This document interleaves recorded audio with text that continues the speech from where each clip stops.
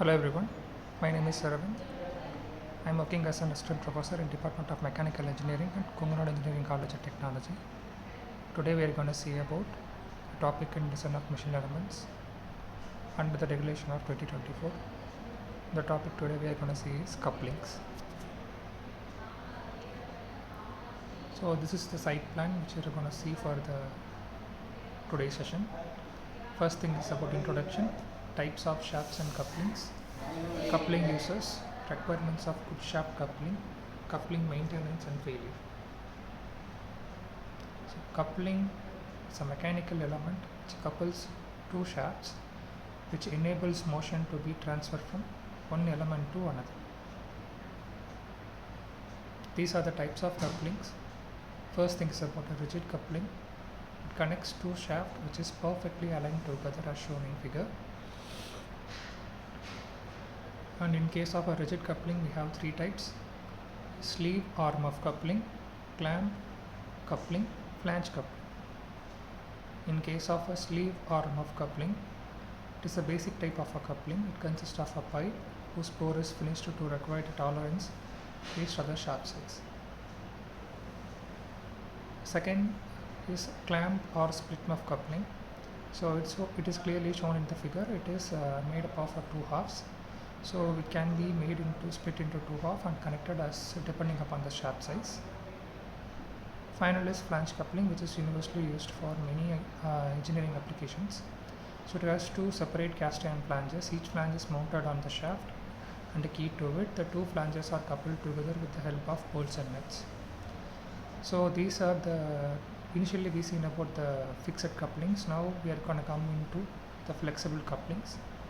So in case of flexible couplings, it is required to transmit shaft power from one to another in undetermined, unprecedented areas which is not in aligned manner. So to transmit torque from one shaft to another when the two shafts have both lateral and angular misalignments. So these are the types of flexible couplings: bushed pin type, universal, and Oldham coupling. So it is clearly sees in the figure the actual working of a bushed pin type flexible coupling. There are many holes in the male part and the female part, and the male part has a connecting area, so which is connected like a flexible manner. So this is the modified form of protected type flange coupling. So the rubber or leather bushers are over used to the pins. The coupling is having two half dissimilar in constructions. So next is about the universal coupling. So it is have a U-joint or hook joint as shown in figure. So the coupling is in rigid rod and to bend in any direction. So it is used in shafts to transmit mostly of a rotary motion. Finally, the Oldham coupling. So the Oldham coupling has three discs, one coupled to the input and one coupled to the output, and a middle disc that is joined to the first two by tongue and groove. So it is misaligned shafts and angular shafts can be used as in figures. So the coupling uses to provide for misalignment of the shafts or to introduce mechanical flexibility.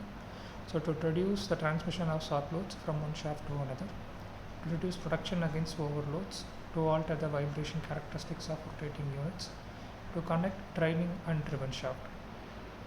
So the requirement of a good shaft coupling: it should be easy to connect or disconnect. It should transmit the full power from one shaft to other shaft without losses. It should hold the shaft in perfect alignment.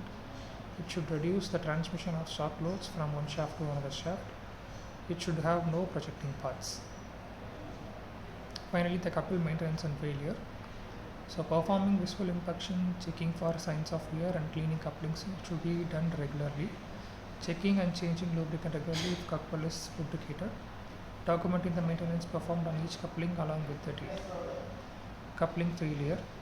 So the improper installation, poor coupling selection, operation beyond design capabilities, abnormal noise such as screeching, squeaking or catering, excessive vibration or wobble, failed seats indicated by lubricant leakage or contamination.